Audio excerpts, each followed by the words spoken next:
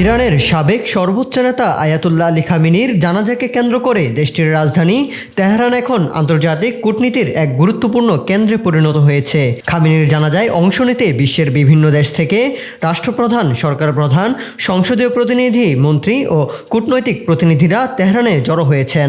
ইরানি কর্তৃপক্ষের তথ্য অনুযায়ী এই জানাজায় ও শোক অনুষ্ঠানে শতাধিক দেশের প্রতিনিধি অংশ নিয়েছেন।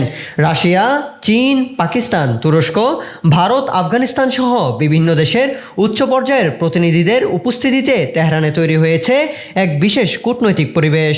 এই প্রেক্ষাপটে বাংলাদেশ থেকেও জাতীয় সংসদের স্পিকার মেজর অবসরপ্রাপ্ত হাফিজ উদ্দিন আহমদ বীর বিক্রমের নেতৃত্বে একটি প্রতিনিধি দল তেহরানে অবস্থান করছে।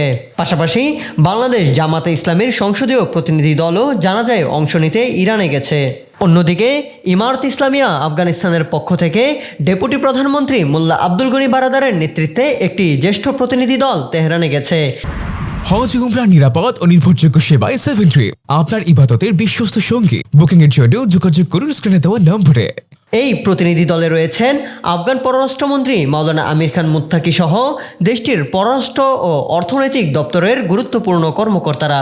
বিশ্বনেতা ও আঞ্চলিক প্রতিনিধিদের এই সমাগমের মধ্যেই তেহরানে বাংলাদেশের স্পিকার হাফিজ উদ্দিন আহমদের সঙ্গে সাক্ষাৎ করেন আফগান পররাষ্ট্রমন্ত্রী মাওলানা আমির খান মুত্তাকি।